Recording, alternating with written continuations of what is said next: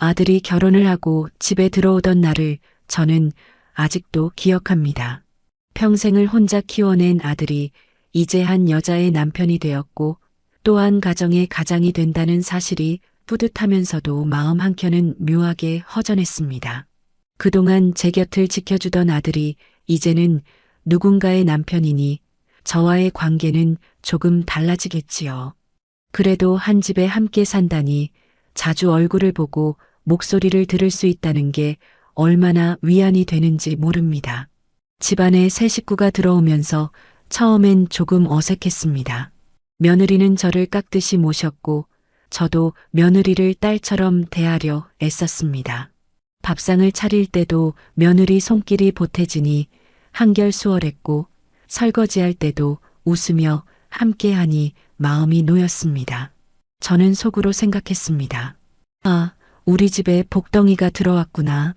그만큼 처음의 분위기는 화목했습니다. 그러다 손주가 태어났습니다. 아기의 울음소리가 집안에 울려 퍼질 때마다 저는 제 가슴이 두근거렸습니다. 조그만 손가락, 앙증맞은 얼굴을 볼 때면 세상 무엇도 부럽지 않았습니다. 아이의 젖병을 씻고 밤새 울면 안아주며 달래는 일이 힘들 법도 했지만 오히려 제겐 삶의 기쁨이 되었습니다.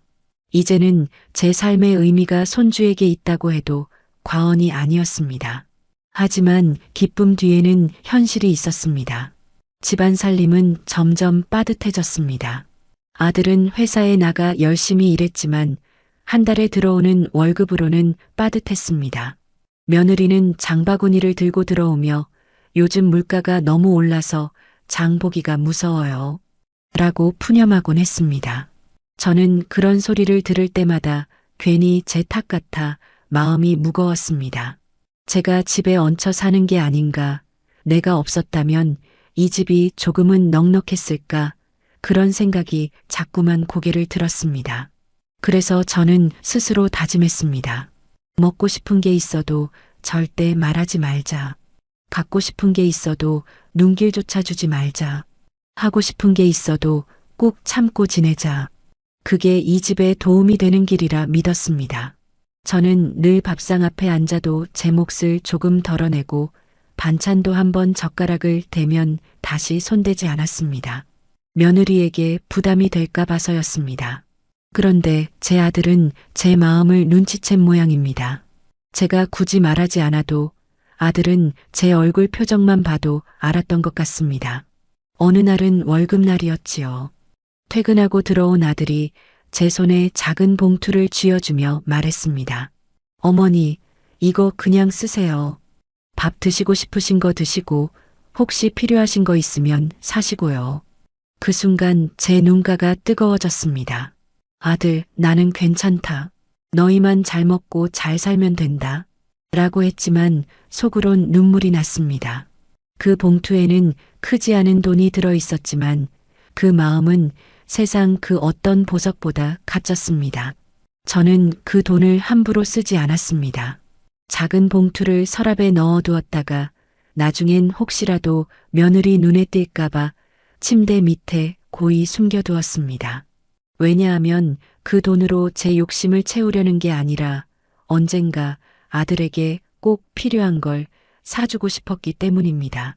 아들의 와이셔츠는 해지고 닳아 목이 해져 있었습니다. 늘 회사에 입고 나가는 걸 볼 때마다 제 마음이 아팠습니다. 이 돈으로 와이셔츠 하나 사줘야지. 그렇게 다짐하며 봉투를 모아두었습니다. 아들이 준 봉투는 생각보다 금세 쌓이지 않았습니다. 몇 달이고 또 몇 달을 모아도 큰 돈이 되진 않았지요. 하지만 저는 그 작은 돈 하나하나가 너무나 귀하게 느껴졌습니다. 봉투를 줄 때마다 아들의 따뜻한 마음이 고스란히 전해지는 듯했고, 그래서 저는 그 돈을 쓰지 않고 고이 모으는 것이 오히려 더 소중하게 여겨졌습니다. 밤에 혼자 방에 앉아 있으면 가끔씩 침대 밑을 열어 확인해 보곤 했습니다. 얇은 흰 봉투가 가지런히 놓여 있는 모습을 보면 제 마음도 든든해졌습니다.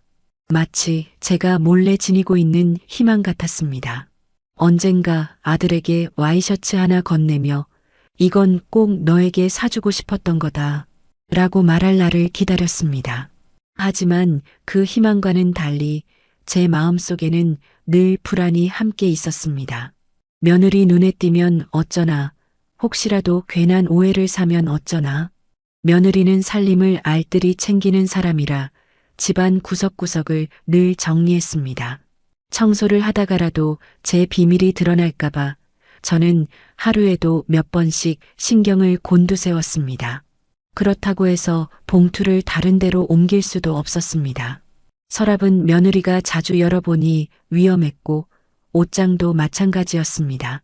결국 가장 안전하다 여긴 곳이 바로 제 침대 밑이었습니다. 밤마다 잠자리에 들 때마다 저는 마음속으로 빌었습니다.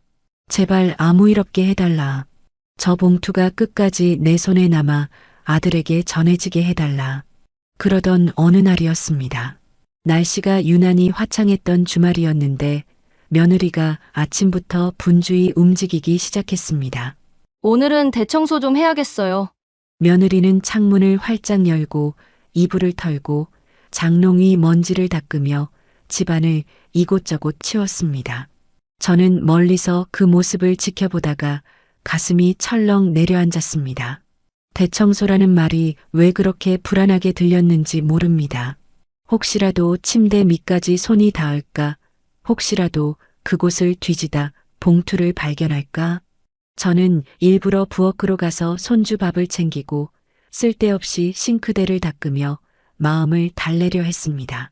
하지만 귀는 자꾸만 방 쪽을 향했습니다. 바닥을 미는 소리, 가구를 옮기는 소리가 들릴 때마다 심장이 덜컥거렸습니다. 저는 스스로를 다독였습니다. 설마 그 밑까지는 보지 않겠지. 그냥 겉만 치우고 말겠지. 그렇게 스스로 위안하면서도 손끝은 떨리고 있었습니다. 며느리가 방안을 샅샅이 정리하는 동안 저는 애써 태어난 척 손주와 이야기를 나누었지만 귀는 방 소리를 놓치지 않았습니다. 그리고 잠시 후 방에서 며느리의 발소리가 제 쪽으로 다가오는 순간이 있었습니다. 저는 순간적으로 숨이 막히는 듯한 기분을 느꼈습니다. 무언가 찾아낸 듯한 발걸음이었기 때문이었습니다. 방 안에서 들려오는 소리가 잠잠해지더니 이내 짧은 정적이 흘렀습니다. 저는 그 순간 이미 직감했습니다. 아, 드디어 봤구나. 제 심장이 쿵 내려앉는 듯했고 손에 들고 있던 숟가락마저 덜컥거릴 만큼 힘이 빠졌습니다. 잠시 후 며느리가 봉투를 들고 나오더군요. 그 하얀 봉투는 제가 밤마다 확인하며 마음속 희망처럼 여겨온 바로 그것이었습니다. 며느리 손에 쥐어진 그 모습을 보는 순간 저는 피가 얼어붙는 듯 했습니다. 며느리는 제 앞에 봉투를 내밀며 단호하게 물었습니다.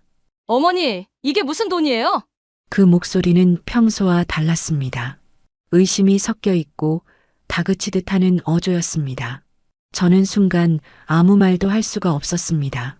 마치 들킨 아이처럼 얼굴이 달아올라 숨조차 막혔습니다. 머릿속은 복잡하게 돌아갔습니다. 아들이 준 돈이라고 하면 며느리가 아들에게 실망하지 않을까? 괜히 부부 사이가 틀어지는 건 아닐까? 여러 생각이 한꺼번에 스쳐갔습니다. 그래서 결국 저는 진심을 말하지 못했습니다. 내가 따로 조금씩 모아둔 돈이다.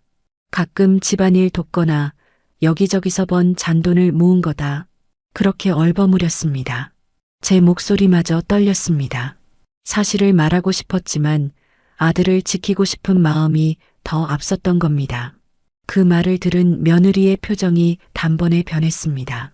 처음에는 놀란 듯 하다가 곧 싸늘하게 굳어버렸습니다. 눈빛에서 따뜻함은 사라지고 마치 낯선 사람을 대하듯 차가웠습니다.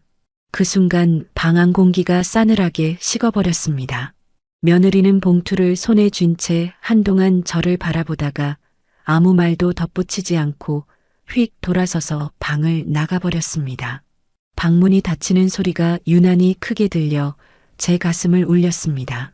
저는 혼자 자리에 남아 멍하니 봉투가 사라진 빈자리만 바라봤습니다. 속으로는 괜한 거짓말을 했나, 차라리 사실대로 말했어야 했나 하는 후회가 몰려왔습니다. 하지만 그 순간에도 아들의 얼굴이 떠올랐습니다. 며느리에게 괜한 오해를 사게 하고 싶지 않았습니다. 그저 제 마음 하나 숨기려 했을 뿐인데 일이 이렇게 무겁게 흘러가 버린 겁니다. 그날 밤 저는 잠을 이루지 못했습니다. 방 안은 고요했지만 제 마음속은 폭풍 같았습니다. 내일이 두려웠습니다. 며느리가 이 일을 어떻게 받아들일지, 또 어떤 말을 꺼내게 될지 저는 마치 낯선 전쟁터에 서 있는 사람처럼 불안했습니다. 다음 날 저녁 식탁에는 평소처럼 반찬이 놓였습니다. 며느리는 말없이 국을 덜었고 아들은 아이에게 밥을 떠주며 분위기를 밝히려 했습니다. 손주는 그저 천진하게 밥알을 흘리며 웃고 있었지만 저는 젓가락조차 제대로 들 수 없었습니다. 어제 있었던 일이 오늘 반드시 이어질 거라는 불길한 예감이 제 가슴을 짓눌렀습니다. 한동안은 조용히 밥을 먹는 듯 했지만 며느리가 갑자기 젓가락을 내려놓더니 목소리를 가다듬었습니다. 그 순간 공기마저 무겁게 가라앉는 것 같았습니다. 어머니, 어제 제가 청소하다가 발견한 돈 말이에요. 순간 아들이 멈칫하며 며느리를 바라봤습니다. 저는 식탁 밑에서 손이 덜덜 떨렸습니다. 그 말을 꺼내지 말아달라고 마음속으로 빌었지만 며느리의 눈빛은 단호했습니다. 제가 어제 물었을 때 어머니는 따로 일해서 모은 돈이라고 하셨지요. 그런데 저는 도저히 이해가 안 됩니다. 우리 집 살림이 어떤 상황인지 다 아시잖아요. 그런 와중에 어머니가 혼자 돈을 숨겨두셨다니? 대체 어디서 난 돈인지, 왜 숨기신 건지 가족들 앞에서 사실대로 말씀해 주세요. 목소리는 차분했지만 그 안에는 강한 압박이 담겨 있었습니다. 단순히 궁금한 게 아니라 따져 묻겠다는 의지가 느껴졌습니다. 아들은 난처한 듯 숟가락을 내려놓고 며느지를 바라보다가 곧 제 얼굴을 향했습니다. 눈빛은 당황스러움과 걱정이 뒤섞여 있었습니다. 저는 숨이 막히는 듯 했습니다. 저는 애써 태어난 척하려 했습니다. 하지만 입술이 바짝 말라붙어 쉽게 말이 나오지 않았습니다. 겨우 목을 가다듬으며 말했습니다. 그게 그냥 내가 모아둔 돈이야. 내 아버지 제사 준비하면서 조금씩 아껴둔 거고. 하지만 며느리는 단호하게 말을 끊었습니다. 어머니, 저나 남편이나 이제 어린아이 아닙니다. 똑바로 말씀해 주세요. 대체 누가 주신 돈입니까? 어디서 나온 돈입니까? 왜 가족들 몰래 숨기신 겁니까? 그 목소리에 손주는 젓가락을 멈추고 멀뚱히 엄마 얼굴만 바라봤습니다. 아들은 입술을 깨물며 아무 말도 하지 못했습니다. 그 순간 저는 온몸이 화끈 달아올랐습니다. 얼굴이 불에 댄 듯 뜨거웠고 눈앞이 아득해졌습니다. 가족 모두가 지켜보는 자리에서 저 혼자 도마 위에 올라앉은 듯한 기분이었습니다. 제가 아무리 둘러대려 해도 며느리의 집요한 눈빛은 제 마음속을 꿰뚫어 보려 했습니다. 저는 숟가락을 든 채 한참 동안 아무 말도 하지 못했습니다. 며느리의 시선이 제 가슴을 깊숙이 찌르는 것 같았고 아들의 시선은 도리어 무거운 짐처럼 느껴졌습니다. 말만 하면 목소리가 떨릴 것 같아 입술을 굳게 다물었지만 그것조차도 마치 제가 무언가 큰 잘못을 감추고 있는 사람처럼 보였을까 두려웠습니다. 식탁 위 공기는 점점 더 무거워졌습니다. 밥 냄새도 반찬 냄새도 아무것도 느껴지지 않았습니다. 그저 제 심장 박동 소리만 쿵쿵 울렸습니다. 며느리는 다시 물었습니다. 어머니, 정말 그 돈이 어디서 난 건지 말씀 못 하시겠습니까?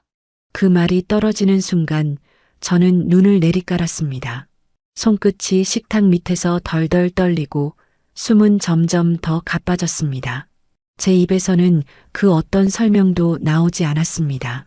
사실대로 말하고 싶었지만 그 순간 아들의 얼굴이 떠올랐습니다. 아들이 얼마나 힘들게 번 돈인지, 그리고 그것을 몰래 제게 건네주던 그 따뜻한 손길이 생각나니 차마 입 밖으로 낼 수 없었습니다. 결국 저는 고개를 숙인 채 작은 목소리로 이렇게만 말했습니다. 그냥 내가 조금씩 모은 거라 했잖니. 더는 할 말이 없다. 제 목소리는 너무 작아 식탁 끝에 앉은 손주에게조차 닿지 못할 정도였습니다. 그러나 그 말은 오히려 제 자신을 더 올가매는 족쇄가 되었습니다. 며느리는 긴 한숨을 내쉬며 고개를 젓더니 더는 말을 이어가지 않았습니다. 하지만 그 침묵은 오히려 저를 더욱 작아지게 만들었습니다. 아들도 결국 아무 말도 못하고 그저 젓가락을 든 채 밥알만 이리저리 굴리고 있었습니다. 손주는 어리둥절한 얼굴로 저와 며느리를 번갈아 보았지만 아무도 웃어주지 않으니 아이 얼굴마저 굳어버렸습니다. 그 순간 저는 너무나도 뼈저리게 느꼈습니다. 내가 이 집에서 더 이상 환영받는 존재가 아니라는 사실을. 아무리 입을 다물어도 이미 며느리 눈에는 제가 가족의 짐처럼만 보였을 거라는 걸. 저는 숟가락을 내려놓고 조용히 자리에서 일어났습니다. 다리가 후들거려 제대로 걸을 수도 없었지만 그 자리에 더는 앉아 있을 수가 없었습니다. 식탁 위의 모든 눈빛이 제게 쏟아지는 듯 했기 때문입니다. 방으로 돌아와 문을 닫자마자 두 손으로 얼굴을 감쌌습니다. 뜨겁게 달아오른 얼굴 위로 눈물이 흘러내렸습니다. 왜 이렇게까지 되었을까? 나는 그냥 아들을 위해 모았을 뿐인데. 그날 밤 저는 이불을 머리끝까지 덮고 웅크린 채 한참을 그렇게 울다 잠에 들었습니다. 그러나 그 잠은 깊지 않았습니다.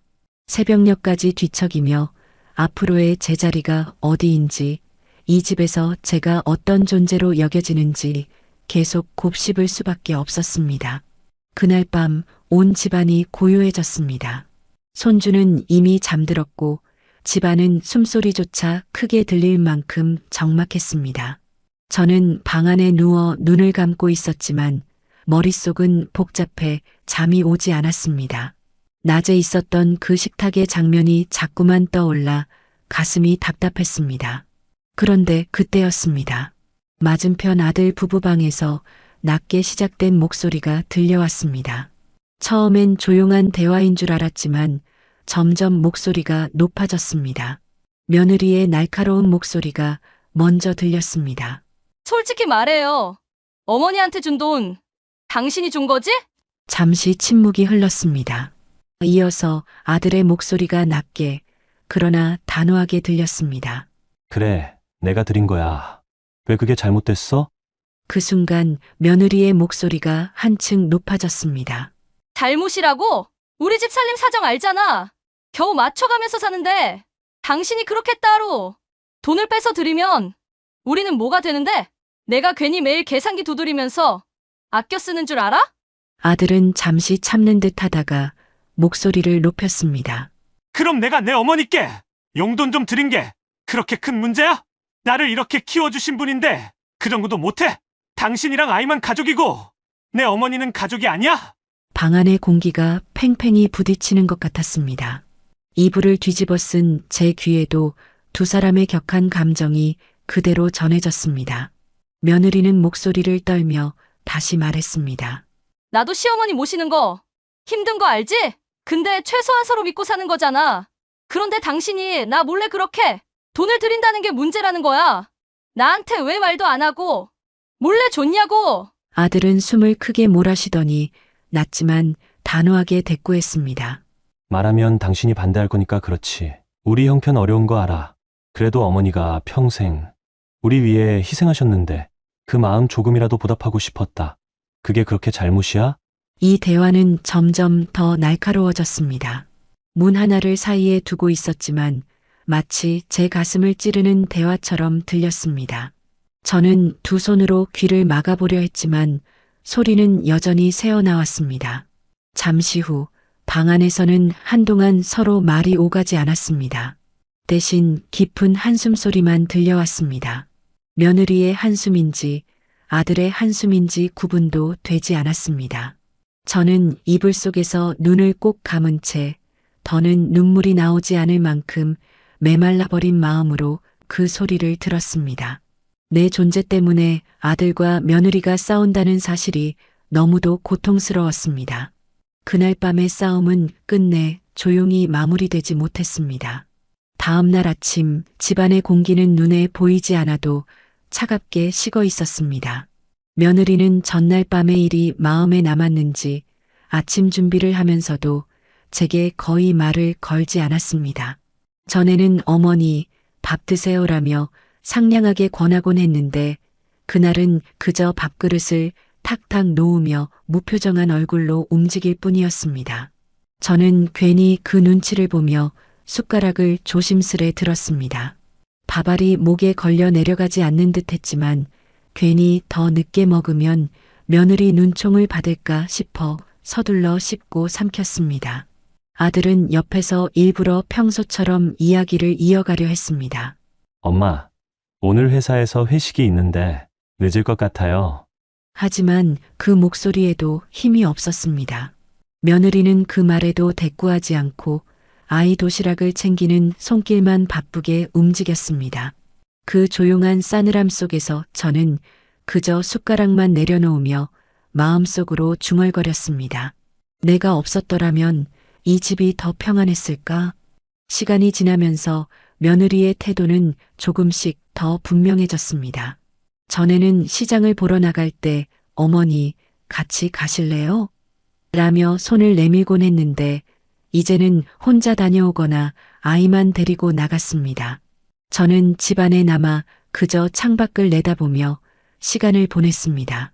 가끔 며느리와 아들이 대화하는 소리가 들리면 제 이름이 나올 때가 있었습니다.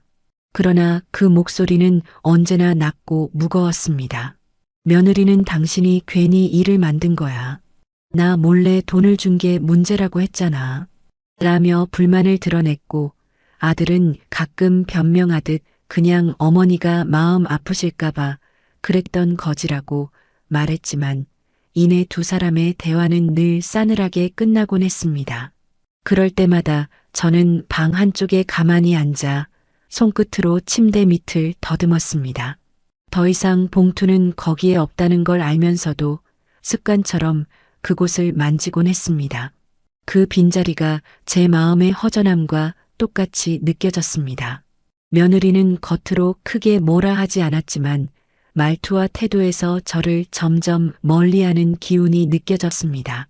밥상머리에서도 제 그릇에는 반찬이 좀처럼 채워지지 않았고 아이를 안아주려 하면 어머니, 제가 할게요. 라며 서둘러 손주를 빼앗아 갔습니다. 그럴 때마다 제 손끝은 허공에 남겨졌고 가슴 깊숙한 곳이 텅 빈 듯 했습니다. 저는 점점 제 자리가 이 집에서 좁아지고 있다는 걸 느꼈습니다. 분명히 가족이라 믿었는데 이제는 조심스레 발걸음 소리까지 줄여야 하는 손님 같은 기분이었습니다. 그저 같은 지붕 아래 머물 뿐 제 존재는 투명해진 듯 보이지 않는 그림자 같았습니다. 며느리의 태도가 차갑게 변한 지 시간이 꽤 흘렀습니다. 예전에는 제가 무슨 말을 하면 며느리가 맞장구를 쳐주곤 했는데 이제는 대답 대신 짧은 고개 끄덕임만 돌아올 뿐이었습니다.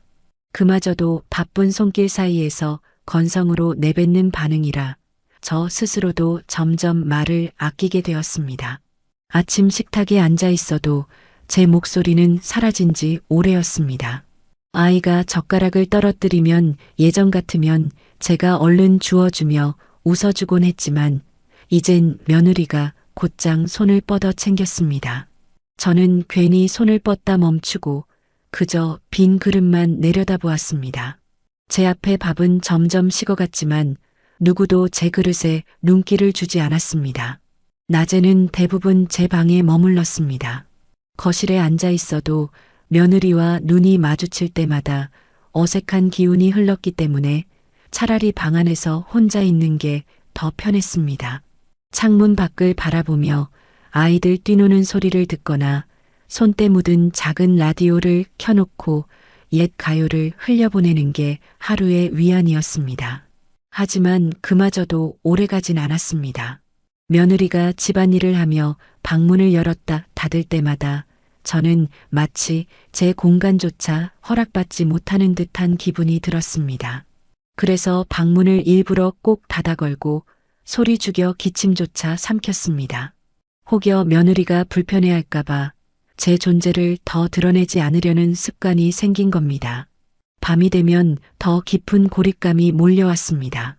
아들 부부는 방 안에서 아이를 재우며 웃음소리를 내곤 했지만 그 소리마저 제게는 벽 너머 다른 세상의 이야기처럼 느껴졌습니다. 같은 집에 살고 있는데도 저는 점점 그 웃음에서 멀어져 있었습니다. 어느 날은 저녁밥을 먹고 설거지를 하려 했는데 며느리가 재빨리 다가와 말했습니다. 어머니, 제가 할게요. 들어가서 쉬세요. 말은 공손했지만 그 안에는 제가 굳이 나서지 않아도 된다는 뉘앙스가 묻어 있었습니다. 저는 괜히 손을 물에 담갔다 빼며 머쓱하게 웃고 방으로 돌아왔습니다. 그 길이 마치 좁아진 제 자리를 확인하는 길 같았습니다. 방 안에 들어오자마자 이불 위에 앉아 한숨을 내쉬었습니다. 제 손끝은 여전히 허전했습니다. 예전에는 아들 봉투를 만지작거리며 마음을 달랬는데 이제는 그것조차 없으니 남은 건 적막뿐이었습니다. 그렇게 하루하루가 지나면서 저는 이 집 안에서 말 한마디조차 조심스러워졌습니다. 내가 입을 열면 또 며느리 얼굴이 굳어지겠지. 차라리 침묵이 낫다. 그런 생각에 점점 제 목소리를 스스로 지워갔습니다. 그러던 어느 날 명절을 앞두고 온 가족이 모이는 날이었습니다. 평소보다 더 많은 음식이 상 위에 올랐고 집안에는 오랜만에 활기가 돌았습니다. 아들의 형제들도 오고 손주들이 여기저기 뛰어다니며 웃음소리가 퍼졌습니다. 저는 오랜만에 북적이는 분위기에 조금은 마음이 풀렸습니다. 사람들 속에 있으니 혼자가 아니라는 느낌이 들어서였지요. 혹여 제 탓에 분위기가 어두워질까봐 일부러 더 자주 웃고 작은 말이라도 건네며 어색하지 않게 하려 했습니다. 하지만 그 따뜻함은 오래가지 않았습니다. 밥상이 무르익어 모두가 숟가락을 들고 있던 순간 며느리가 갑자기 제 쪽을 향해 목소리를 높였습니다. 여러분, 제가 얼마 전 아주 깜짝 놀랄 일을 겪었어요. 어머니, 방을 청소하다가 어머니가 몰래 숨겨두신 돈 봉투를 발견했지. 뭐예요? 그 말에 식탁이 순간 정적에 잠겼습니다. 모두가 숟가락을 멈추고 며느리의 입술을 바라봤습니다. 저는 얼굴이 굳어버린 채 그 자리에 얼어붙은 것 같았습니다. 며느리는 멈추지 않고 말을 이어갔습니다. 우리 집 사정이 어떤지 다들 아시잖아요. 매달 빠듯하게 살아가는데 어머니가 가족들 몰래 돈을 따로 모으고 계셨다니 저는 정말 이해가 안 되더라고요. 도대체 뭘 그렇게 원하셔서 그런 건지. 며느리의 말투에는 웃음기조차 섞여 있었습니다. 마치 누군가의 비밀을 흥미거리로 꺼내놓듯이 말했습니다. 그 순간 제 얼굴은 화끈 달아올라 뜨거워졌고 귀마저 불에 댄 듯 빨개졌습니다. 식탁에 모인 다른 가족들은 어색한 웃음을 지으며 서로 눈치를 살폈습니다. 누군가는 괜히 물잔을 들이켜며 시선을 피했고 또 누군가는 밥알만 헤집으며 대꾸하지 않았습니다. 그러나 그 침묵은 오히려 저를 더 올가매는 듯 했습니다. 저는 차마 고개를 들 수 없었습니다. 숟가락은 손끝에서 덜덜 떨렸고 입안은 바짝 말라 한마디도 나오지 않았습니다. 변명이라도 하고 싶었지만 그 순간 제 목구멍은 막힌 듯 소리가 나오지 않았습니다. 그 자리는 더 이상 밥상이 아니었습니다. 모두가 웃고 떠드는 자리에서 오직 저만이 조롱과 시선 속에 갇혀 있는 듯 했습니다. 며느리의 말은 칼날 같았고 그 칼날은 사람들 앞에서 제 자존심을 깊게 베어냈습니다. 결국 저는 밥을 다 먹지도 못한 채 숟가락을 내려놓고 조용히 자리에서 일어났습니다. 등 뒤에서 들려오는 웃음소리와 웅성거림은 마치 제게서 멀어져가는 세상의 소리처럼 느껴졌습니다. 제가 자리에서 일어나 방으로 들어가려는 순간 아들의 목소리가 식탁 위를 가로질러 울려 퍼졌습니다. 그게 지금 무슨 말 버릇이야? 순간 모두가 놀라 눈길을 아들에게 돌렸습니다. 평소 온화하던 아들이 목소리를 높이는 일은 드물었기 때문입니다. 그의 얼굴은 붉게 달아올라 있었고 두 손은 숟가락을 꼭 쥐고 있었습니다. 며느리는 당황한 듯 눈을 크게 떴습니다.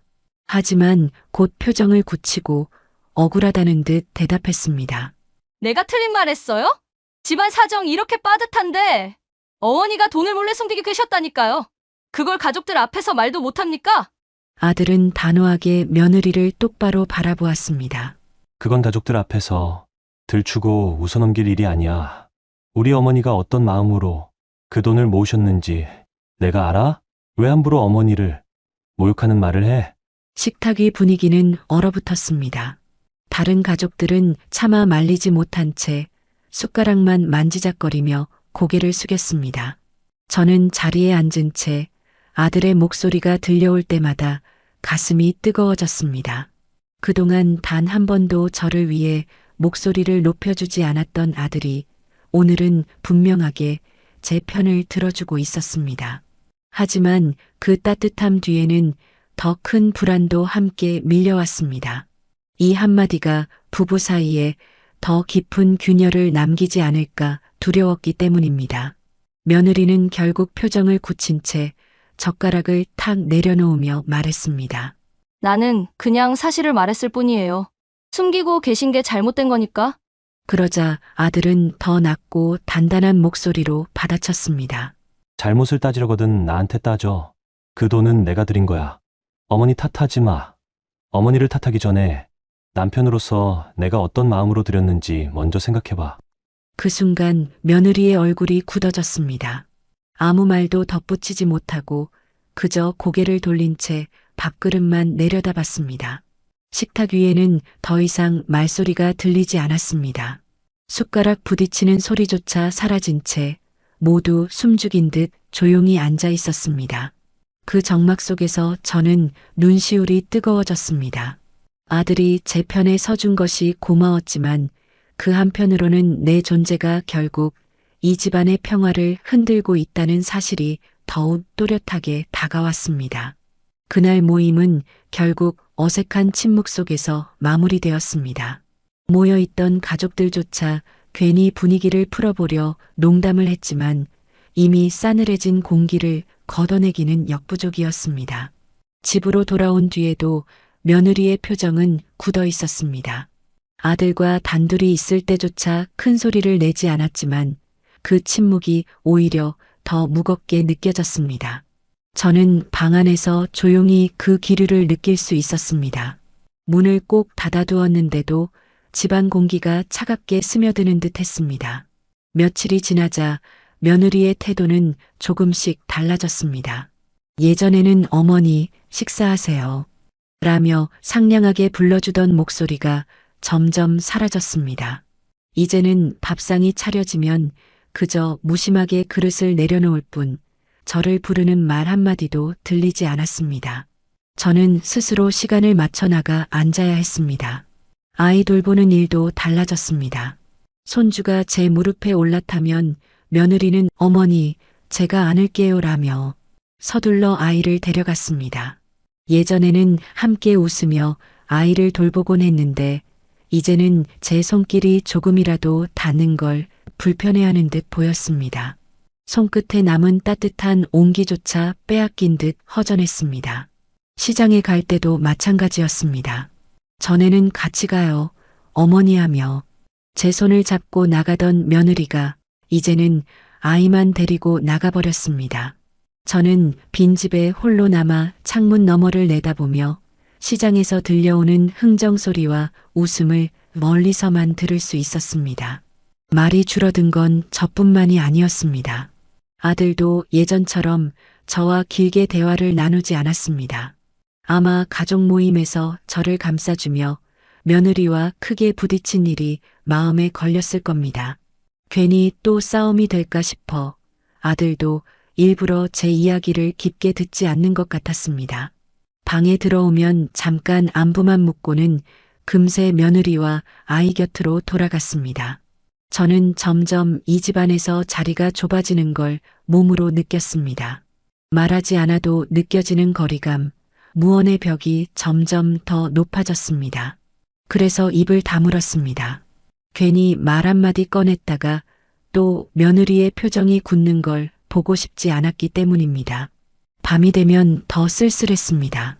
아들 방에서 아이 웃음소리가 들리면 제 가슴은 따뜻해졌다가도 곧 차가워졌습니다. 그 웃음소리에 제가 낄 자리가 없다는 걸 뼈저리게 느꼈기 때문입니다. 같은 지붕 아래 살면서도 저는 점점 보이지 않는 존재로 변해갔습니다. 며느리의 태도가 차갑게 변하고 집안에서 저의 자리가 점점 줄어들수록 제 마음은 갈 곳을 잃어버렸습니다. 그러나 그런 와중에도 제 마음 한구석에는 오직 하나의 바람이 있었습니다. 바로 아들에게 새 와이셔츠 한 장을 사주고 싶다는 소망이었습니다. 아들은 매일같이 같은 와이셔츠를 입고 출근했습니다. 목 부분은 달아해지고 소매는 군데군데 빛이 바랬습니다. 저는 아들이 현관문을 나설 때마다 그 옷자락을 바라보며 마음이 저렸습니다. 아들은 아무렇지 않다는 듯 웃으며 나섰지만 저는 그 옷이 아들의 고단한 삶을 그대로 보여주는 것 같아 가슴이 아팠습니다. 그래서 저는 다시 마음을 다잡았습니다. 이미 며느리에게 들켜버려 봉투는 사라졌지만 그 이후에도 저는 틈날 때마다 조금씩 돈을 모았습니다. 남은 장을 볼 때 꼭 한두 푼씩 덜어내어 숨겨두거나 집안일을 도우며 받은 작은 사례비를 모으기도 했습니다. 많지 않았지만 그 정성만은 제 전부였습니다. 그리고 마침내 어느 날 작은 봉투 속에 모인 돈을 세어보니 와이셔츠 한 장은 살 수 있겠다는 계산이 섰습니다. 저는 떨리는 마음으로 장롱 속 깊이 감춰두었던 봉투를 꺼냈습니다. 손끝에 닿는 종이의 촉감이 그 어떤 보물보다 귀하게 느껴졌습니다. 다음 날 집안에 아무도 없을 때 저는 조심스레 집을 나섰습니다. 오랜만에 시장 거리를 걷는 제 발걸음은 어쩐지 무겁고도 설레었습니다. 가게마다 걸려있는 와이셔츠들을 하나하나 살펴보며 아들에게 어울릴 만한 색깔과 재질을 고르는데 시간이 오래 걸렸습니다. 결국 저는 하얀색과 연한 파란색이 섞인 단정하고 깨끗한 와이셔츠를 골랐습니다. 회사에 입고 가도 무난하면서도 새 옷의 빛깔이 아들의 얼굴을 환하게 밝혀줄 것 같았습니다. 계산을 하고 포장을 받는 순간 제 손은 땀으로 젖어 있었습니다. 봉투 속 돈을 모두 내어놓으면서도 아깝다는 생각은 전혀 들지 않았습니다. 오히려 가슴이 벅차올라 눈물이 핑 돌았습니다. 집으로 돌아와 방 안에서 그 와이셔츠를 꺼내 펼쳐보았습니다. 반듯하게 다려진 옷감은 햇살에 은은히 빛났습니다. 저는 그 옷을 품에 꼭 안으며 속으로 중얼거렸습니다. 아들아, 이 옷 입고 조금이라도 당당하게 회사 가거라. 이게 내 어머니가 바라는 전부다. 그리고 아들이 퇴근에 들어온 날 밤, 저는 방으로 그를 불렀습니다. 며느리가 부엌에서 아이를 돌보고 있을 때였습니다. 저는 작은 포장을 내밀며 최대한 담담한 목소리로 말했습니다. 이거 내가 늘 입던 와이셔츠가 많이 해져서 엄마가 하나 준비해봤다. 아들은 놀란 듯 포장을 열어보더니 그 안에 와이셔츠를 꺼내 들고 한참을 말없이 바라봤습니다. 그리고 눈가가 젖어들며 낮게 말했습니다. 엄마 이거 사신 거예요? 대체 돈은 어떻게? 저는 서둘러 고개를 저으며 말을 막았습니다. 그냥 엄마가 조금씩 아껴서 모은 거다. 내가 입을 때마다 엄마 마음이 편안하면 그걸로 충분하다. 아들은 끝내 말을 잇지 못하고 그 와이셔츠를 꼭 끌어안았습니다. 그 모습만으로도 저는 이미 충분히 보상받은 듯 했습니다. 그날 밤 제 마음속 깊은 곳에 켜켜이 쌓여있던 서름이 한순간 따뜻한 불빛에 녹아내리는 것 같았습니다. 며칠 뒤 아들은 제가 사준 와이셔츠를 입고 출근했습니다. 새 옷을 입은 아들의 모습은 훨씬 단정해 보였고 저는 그저 흐뭇하게 바라보며 아침을 준비했습니다. 아들은 거울 앞에서 옷깃을 다듬더니 제 쪽을 돌아보며 조용히 미소 지었습니다. 그 미소는 제게 큰 위로였지요. 하지만 그 장면을 멀찍이서 지켜보던 사람이 있었습니다. 바로 며느리였습니다. 며느리는 아무 말 없이 아들의 어깨를 흘끗 바라보더니 시선을 곧장 제게로 돌렸습니다. 그 눈빛 속에는 단순한 의문을 넘어선 알 수 없는 차가움이 담겨 있었습니다. 아들이 출근하고 난 뒤 며느리는 부엌에서 설거지를 하다 말고 제 방 앞에 섰습니다. 문이 벌컥 열리며 며느리의 목소리가 날카롭게 들어왔습니다. 어머니, 그 와이셔츠 어머니가 사주신 거지요? 저는 순간 심장이 철렁 내려앉았습니다. 거짓말을 해볼까도 했지만 이미 며느리 눈빛은 모든 걸 꿰뚫고 있었습니다. 결국 저는 조심스레 고개를 끄덕였습니다. 응, 내가 조금씩 모은 돈으로 샀다. 그러자 며느리의 얼굴은 금세 굳어졌습니다. 또 그런 식으로 하셨어요? 지난번에 숨겨둔 돈 때문에 무슨 일이 있었는지 다 잊으셨어요? 왜 그렇게 가족 몰래 일을 만드시는 거예요? 그 말에 저는 아무 대꾸도 하지 못했습니다. 단지 아들의 달아빠진 옷이 안쓰러워 모았던 돈으로 사준 것뿐이었는데 그 마음조차 이렇게 잘못으로 몰리는구나 싶어 가슴이 답답했습니다. 며느리는 한참 동안 저를 바라보다가 한숨을 길게 내쉬며 말했습니다.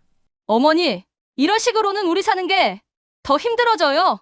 남편이 괜히 어머니 편만 들게 되고 결국 저희 부부 사이만 흔들리잖아요. 그 말에 저는 속으로 무너져 내렸습니다.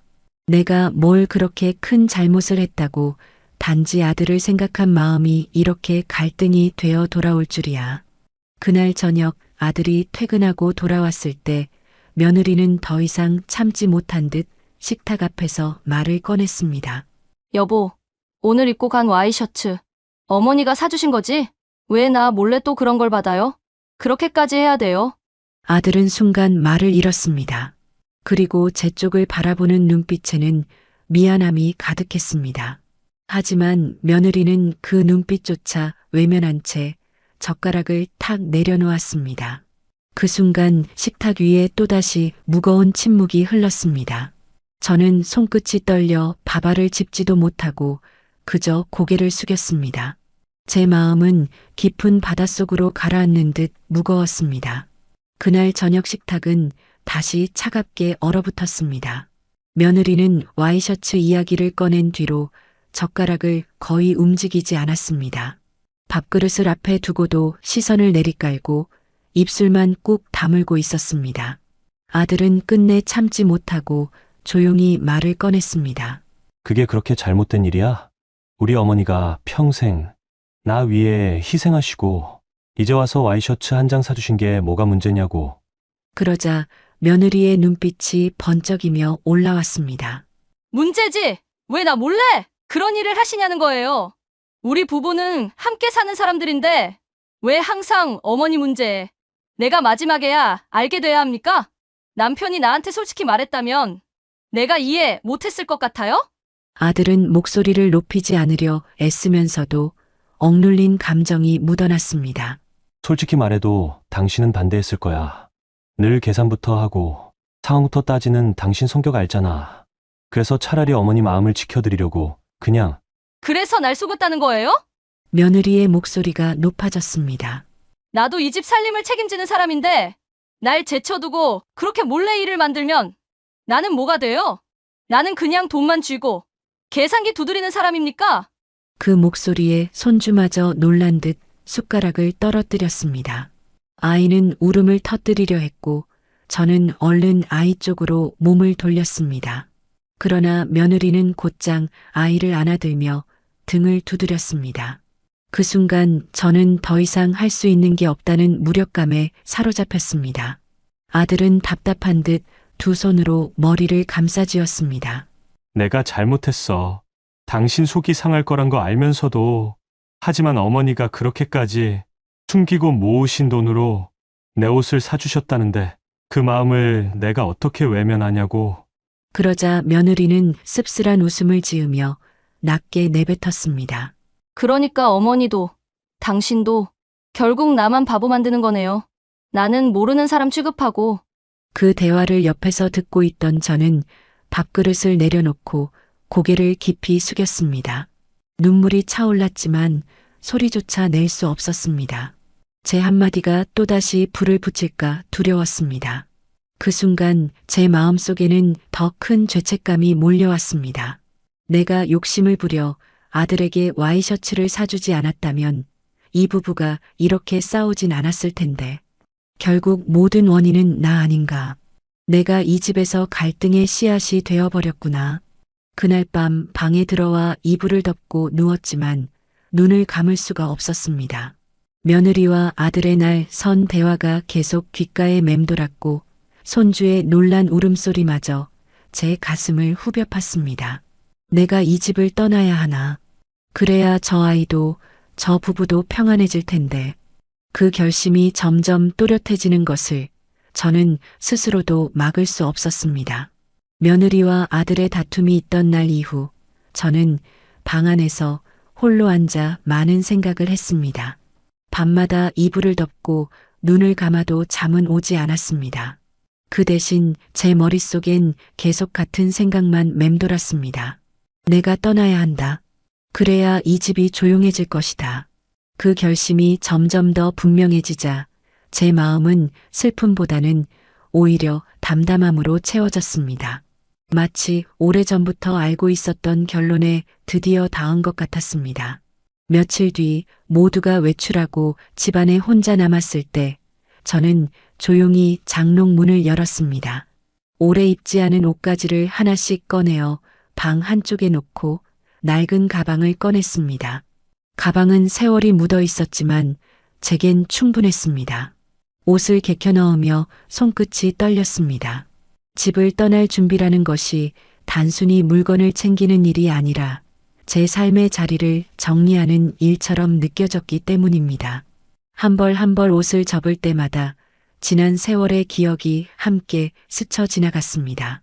아들이 어린 시절 뛰놀던 모습, 첫 출근하던 날의 긴장된 얼굴, 손주가 태어나 처음 안겨주던 순간, 저는 가끔 눈물을 훔치며 짐을 싸다가도 다시 멈추곤 했습니다.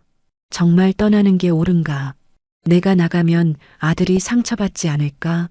하지만 다시금 며느리의 싸늘한 눈빛과 식탁 위의 무거운 공기가 떠오르면 제 결심은 더 단단해졌습니다. 짐은 많지 않았습니다. 입을 옷 몇 벌, 오래 쓰던 손수건, 작은 라디오, 그리고 세월이 담긴 사진 몇 장. 마지막으로 아들이 어릴 적 제 손을 꼭 붙잡고 찍었던 흑백 사진을 가방 맨 위에 올려두었습니다. 그 사진을 바라보며 속으로 중얼거렸습니다. 미안하다, 아들아. 어머니가 너 곁에서 오래 머물 수 없을 것 같다. 짐을 다 챙기고 나니 방은 한결 비어 보였습니다. 텅 빈 공간이 마치 제 마음 같았습니다. 그러나 그 텅 빈 자리야말로 이 집에서 제가 차지할 수 있는 마지막 모습이라는 생각이 들었습니다. 저는 그날 밤 아무도 모르게 방 안에 앉아 언제 떠나야 할지 시간을 가늠했습니다. 아들이 회사에 가고 며느리가 아이를 데리고 나간 사이 아무도 눈치채지 못할 때 조용히 집을 나서는 그림을 마음속에 그렸습니다.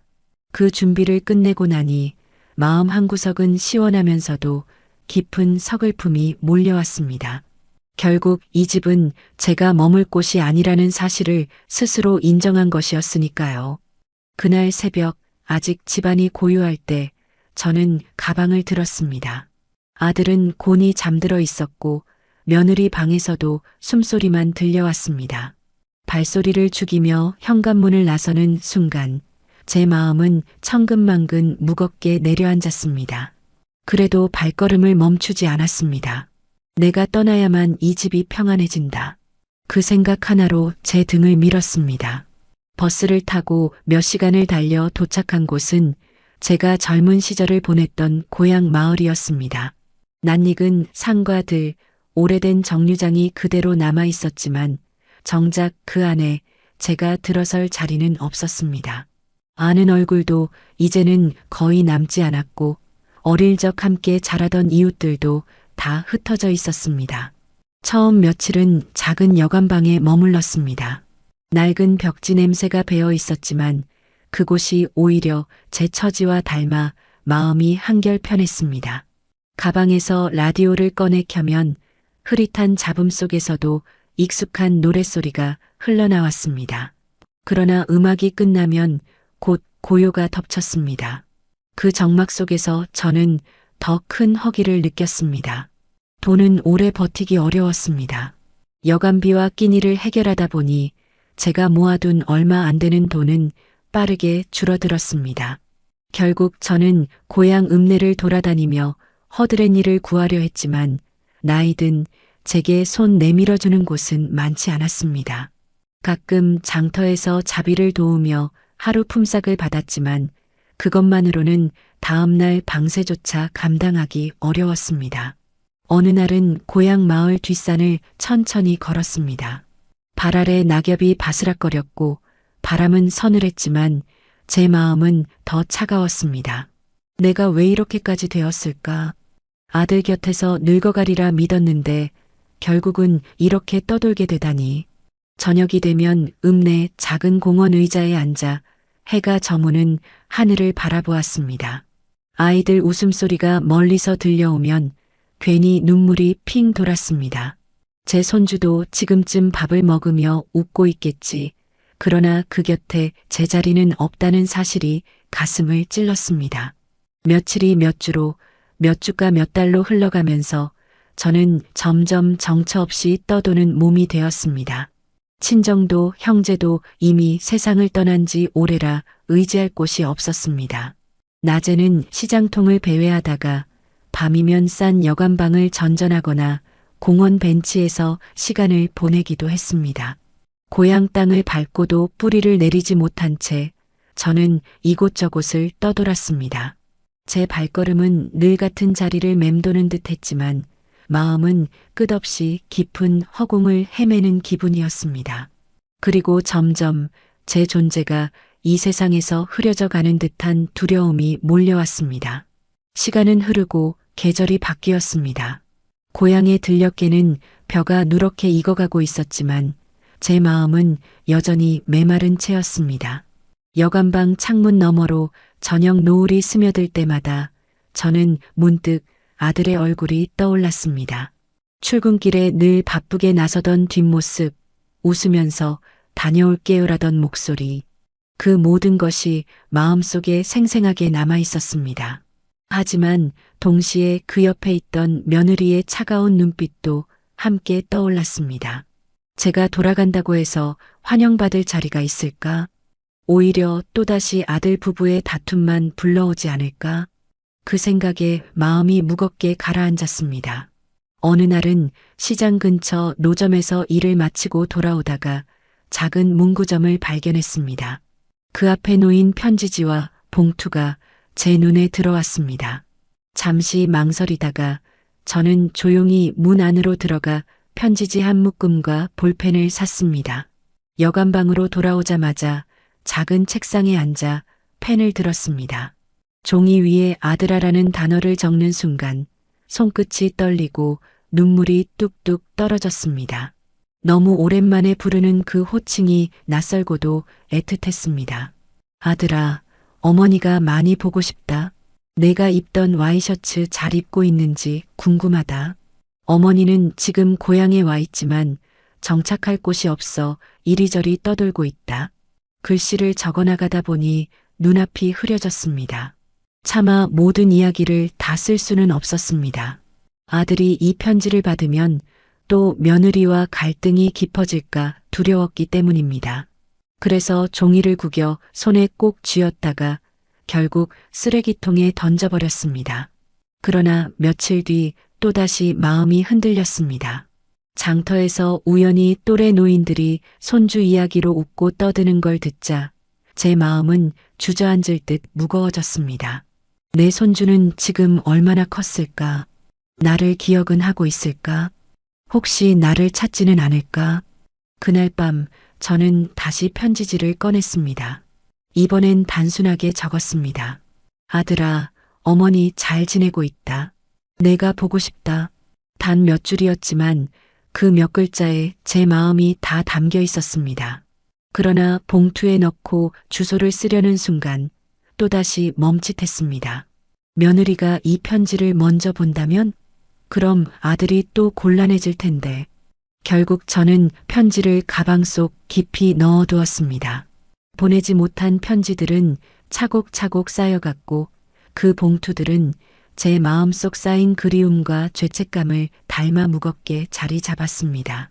다음 날 그날도 저는 장터 한켠에서 허드렛 일을 마치고 터벅터벅 걸음을 옮기고 있었습니다. 해가 기울며 장터는 서서히 정리되고 있었고 사람들은 하나둘 짐을 싸고 있었습니다. 시장 입구 전봇대에 붙은 종이 몇 장이 제 눈에 들어왔습니다. 바람에 펄럭이는 흰 전단지였습니다. 처음엔 대수롭지 않게 지나치려 했지만 무심코 고개를 돌린 순간 제 발걸음이 멈춰버렸습니다. 거기에는 제 얼굴이 희미하게 인쇄된 사진이 있었습니다. 오래전에 가족들과 찍은 사진에서 잘라낸 듯한 어색하게 웃고 있는 제 모습이었습니다. 전단지 위에는 굵은 글씨가 쓰여 있었습니다. 실종된 어머니를 찾습니다. 혹시 보신 분은 아래 연락처로 연락 부탁드립니다. 그 밑에는 아들의 이름과 전화번호가 선명하게 적혀 있었습니다. 순간 제 눈앞이 아득해졌습니다. 가슴이 쿵 내려앉고 손끝이 차갑게 떨렸습니다. 전단지를 붙잡고 한참을 바라보다가 결국 눈물이 왈칵 쏟아졌습니다. 아들이 나를 찾고 있구나.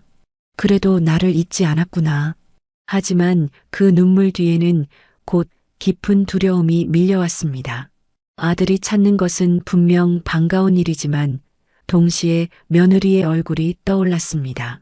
만약 제가 다시 집으로 돌아간다면 과연 며느리는 저를 받아줄까?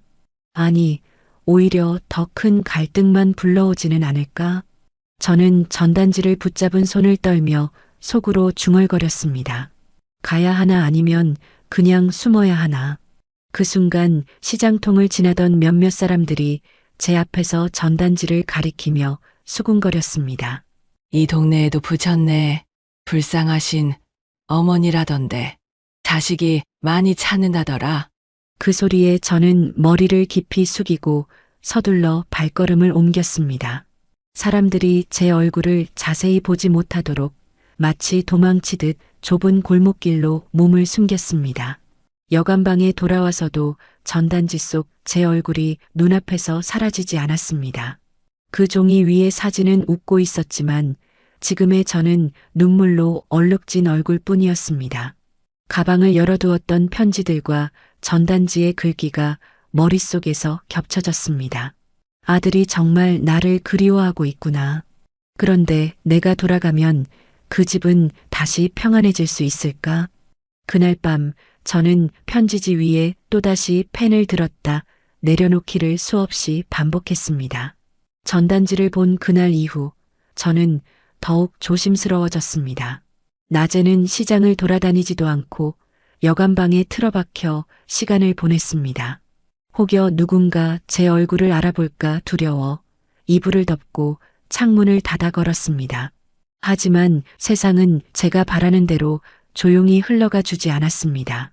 며칠 뒤 여관 주인이 방 앞에서 누군가와 작은 목소리로 이야기를 나누는 소리가 들렸습니다. 귀를 기울여 보니 그 전단지에 있는 분 같아 보인다라는 말이 스쳐갔습니다. 순간 제 가슴이 철렁 내려앉았습니다. 저녁 무렵 여관방 문을 두드리는 소리가 똑똑 울렸습니다. 저는 이불 속에 몸을 웅크린 채 대답을 피했지만 곧 문틈으로 들려오는 목소리에 온몸이 얼어붙었습니다. 경찰입니다. 문 좀 열어주시겠습니까? 저는 손끝이 떨렸습니다. 문고리를 잡을 수도 도망칠 수도 없었습니다. 결국 느릿하게 문을 열자 2명의 경찰관이 서 있었습니다. 그들의 손에는 전단지가 들려 있었고 그 위에 제 얼굴과 제 눈빛이 정확히 겹쳐졌습니다. 어머니 되시죠? 가족분들이 많이 찾고 계십니다. 그 말을 듣는 순간 제 눈물이 왈칵 쏟아졌습니다. 내 아들이 나를 찾고 있다는 사실이 너무나 고맙고 벅찼습니다. 그러나 그 기쁨 뒤에는 또 다른 두려움이 파도처럼 밀려왔습니다. 내가 돌아가면 며느리는 또 어떻게 나를 대할까? 아들과 며느리는 또다시 싸우게 되진 않을까? 저는 흐느끼며 고개를 숙였고 경찰관은 조심스레 제 어깨에 손을 얹었습니다. 걱정 마세요. 아드님이 직접 모시러 오시겠다고 하셨습니다. 지금이라도 함께 가실 수 있습니다. 순간 제 마음속은 둘로 갈라졌습니다.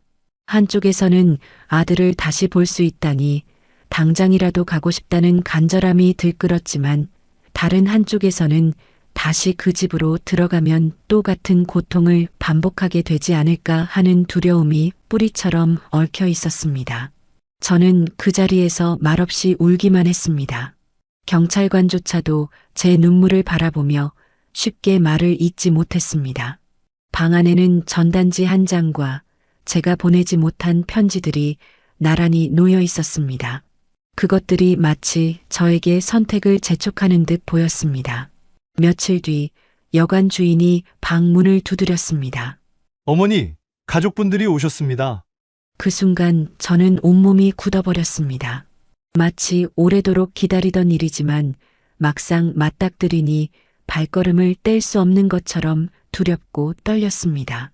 문 앞에서 들려오는 발소리, 낮게 섞인 숨소리가 제 가슴을 쿵쾅거리게 했습니다. 조심스레 문이 열리고 그 안으로 아들이 먼저 들어왔습니다.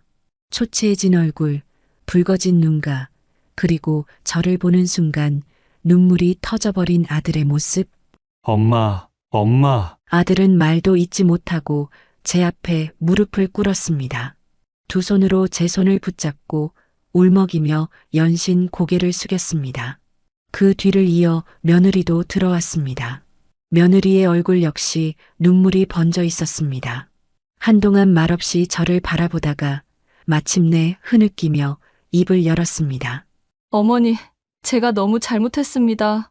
어머니 마음을 헤아리지 못하고 그렇게 모질게 굴어서 죄송합니다. 그 목소리는 과거의 차가움과는 전혀 달랐습니다.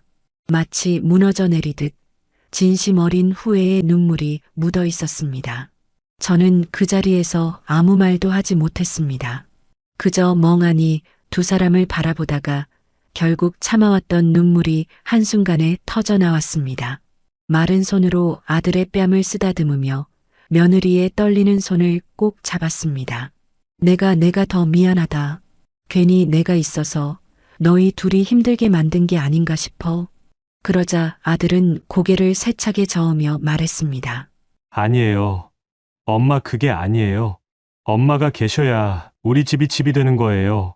제발 다시 같이 가요. 더는 혼자 계시지 말고. 며느리도 흐느끼며 제 손등에 얼굴을 묻었습니다. 어머니, 제 마음이 좁았습니다. 어머니께 받은 따뜻함을 왜 그렇게 오해했는지 모르겠습니다. 다시는 그런 일 없을 거예요. 제발 용서해 주세요. 그 순간 좁은 여관방 안은 눈물과 떨리는 목소리로 가득 찼습니다. 서로의 손을 붙잡은 채 오랫동안 말없이 울었습니다. 제 마음속 깊은 곳에 쌓여있던 서름과 외로움이 조금씩 녹아내리는 듯 했습니다. 밖에서는 저녁 노을이 창문으로 스며들고 있었습니다. 붉게 물든 빛 속에서 우리는 마침내 다시 가족이라는 이름으로 이어져 있음을 확인할 수 있었습니다. 여관방에서 서로 울음을 삼키며 손을 맞잡은 그날, 우리는 한참 동안이나 말없이 그렇게 앉아 있었습니다. 눈물이 어느 정도 가라앉고 나서야 아들이 제 손을 꼭 잡고 말했습니다. 엄마, 이제 그만 돌아가요. 다시는 혼자 두지 않을게요. 저는 여전히 마음 한켠이 무거웠습니다. 혹여 다시 같은 일이 반복되지 않을까 두려웠습니다. 하지만 아들의 간절한 눈빛과 며느리의 떨리는 목소리가 제 마음을 조금씩 풀어주었습니다. 어머니, 제 잘못이 큽니다. 앞으로는 절대 어머니 마음을 몰라주는 일 없을 거예요. 제발 저희랑 같이 가요. 그 말에 저는 더 이상 거절할 수 없었습니다. 두 사람의 손길이 제 등을 조심스레 감싸며 이끌었고, 그렇게 저는 다시 집으로 돌아갈 용기를 냈습니다. 집으로 가는 길, 차창 밖 풍경이 눈에 들어왔습니다. 처음 집을 떠나던 날, 절망에 젖어 바라보던 같은 풍경이었지만, 이번엔 달랐습니다. 옆자리에 앉은 아들이 제 손을 꼭 붙잡고 있었고, 뒷좌석에서 며느리와 손주가 함께 있었습니다. 손주는 해맑게 제 이름을 부르며 팔을 벌렸습니다. 그 순간 저는 목이 메어 아무 말도 못하고 아이를 품에 안았습니다. 집에 도착하자 현관 앞이 낯설게 느껴졌습니다. 며칠 전까지만 해도 숨이 막혀 떠났던 곳인데 이제는 다시 발을 들이려니 심장이 두근거렸습니다. 그러나 아들이 제 손을 잡고 현관문을 열며 말했습니다. 엄마, 이제 여기가 다시 엄마 집이에요. 들어서자마자 며느리가 먼저 신발을 벗고 제 짐을 받아들었습니다. 그리고 식탁 위에는 며느리가 서둘러 준비해둔 따뜻한 밥상이 차려져 있었습니다. 어머니, 많이 지치셨죠? 오늘은 제가 제대로 대접해 드릴게요.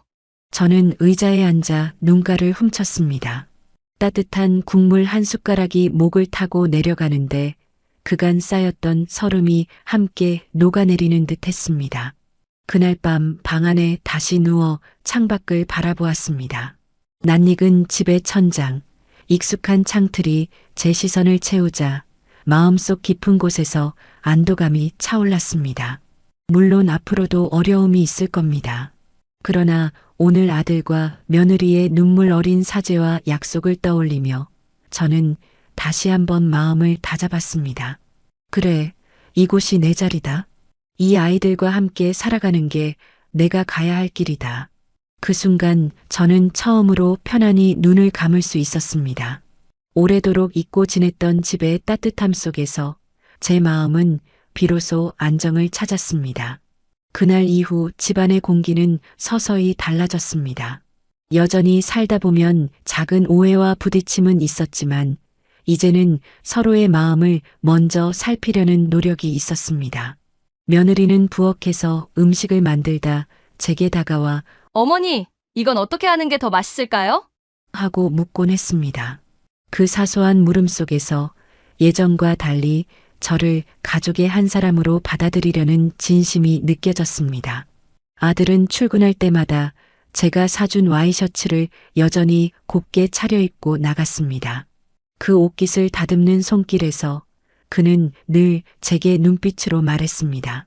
엄마, 고맙습니다. 손주는 예전보다 더 자주 제 품에 안기려 했습니다. 아이의 따뜻한 체온과 웃음소리는 제 삶을 다시 견디게 하는 힘이 되었습니다. 저는 비로소 깨달았습니다.